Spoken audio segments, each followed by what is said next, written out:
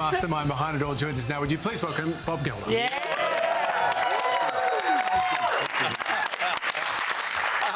Bob, we're going to get to the reasons you're actually here in Australia, but 40 years since Live Aid, like, we all know the bits of it we've seen and the archives and the documentaries and then the movies as well. Is there, like, a particular flicker of a moment that you remember when you think back 40 years ago? I really remember that. I was wiped out. There's a couple of things that a lot has been shown or acted out in movies and that. I hadn't slept for weeks, and I was very worried. We had no contract with any of these bands anywhere in the world. Would they show up? But more than that, like, my back was killing me. Right. And I hadn't slept the night before because of that and worry. And in the morning, I got up and I walked down the street, and it was like some movie. It was a blisteringly hot day in London, and skies were perfect, and every window was saying, in 2 hours it's Live Aid, and people were setting up Barbies in the front, and that people were leaning out their windows saying, good luck, Bob, and I was there, fucking hell. So I get there, and, like, you know, my back is still killing me. Yeah, right. And, like, it gets about halfway through, and it's going great, and I just collapse on a flight case, and next minute, David Bowie comes over and starts, what's wrong with you? And I said, my back's killing me. So David Bowie, masseuse, comes in, and he's giving me this. And so I said, a bit lower down, Dave. He's doing that. And then my band come over and say, come on, we're on. I said, oh, okay. And then I walk on stage, and suddenly, it's okay. I'm doing my job. I'm in my band, and it doesn't matter about the crowd. But David Bowie massaging your back has got to be a life moment. First Aid is your story of Live Aid. First Aid. Receiving first aid. Yeah, from Bowie. Yeah, he took that in armband. It would have been cool. But it's also, of course, the 50th anniversary of the greatest rock and roll band in the world from Dunleary, County Dublin, the Boomtown Rats. That in magically, Bob. Yeah. What sort of stories are you going to share? Because you actually are here for a national speaking tour. So what kind of stories can we expect to hear? It's more than that. I can do the conferences, I can do that stuff, I can do the politics and talking of Africa. And when I was here last time on your show, somebody suggested, why don't you do a one-man show and just do your stories and do your live thing? And then, you know, and anyway, I'd never done it. So I thought, yeah, well, maybe not, maybe I will. And I eventually said, OK, I'll do it.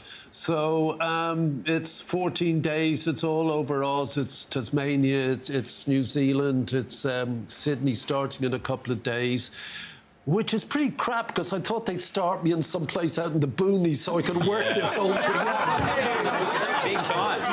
Well, I'm used to. It's not like you doing stand-up. I'm used to getting up and, you know, doing guitars and stuff. But now I've got to come out and do my acting, my darling, you know. You're vulnerable, right? You just open up and speak. You're one of the best speakers in the entire world. How do you know? I mean, I paid you earlier to say I know. At 200 cash, I can't say no. He does a good massage, though. Exactly. They wanted to call it one-man show, and I said, no. Like, you know, it's been a very odd life. And, you know, every moment leads to the next and you don't think about it. But when I had to think about it, it's weird. And so I thought, let's scrap the one-man show thing, call it life. WTF. That's really, you know, what? You know? You've obviously, over that life, you know, supported these amazing causes, put together big campaigns. Yeah. You know, do you think, I mean, the world's changing so much now. Do you think people are still really up for those kind of fights? No, because I think, you know, creeps like Trump and Musk have sucked out all of that generosity out of the air, you know.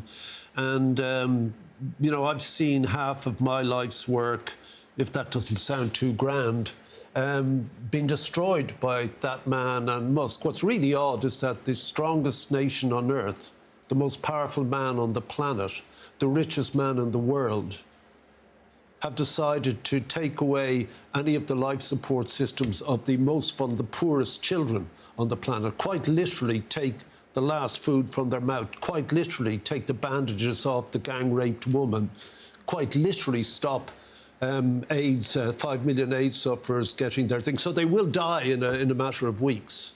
This is the USAID cuts you're This is talking about. Trump and Musk and all those other creeps. And, you know, I, of course, get angry. Angry is my default mechanism, but it served me well. And, so, you know, I come to do this thing here, knowing that everything we worked for over 40 years, which really did work. I mean, Live Aid raised 480 million in a week, in just like in today's money. And then 20 years later, we did Live Aid, which completely changed the conversation between the North and South. So to see all that gone is soul-destroying, but at the same time, you just say no, like, you know, we go again, and to hell with them, you know, and that's the way you do it. And in terms of music, you find an outlet in that. I mean, I'm doing all the festivals and tours this year as well. So there's the outlet. And because I've talked about all this stuff in the past, I can talk about it again. Sorry to get boring. Sam has a story. Yes, very quickly, because we're almost out of time. When I was growing up as a young boy, I would get you confused with Gandalf, you know, the wizard. And I never thought I'd meet you. It's going to be funny because it's not so funny.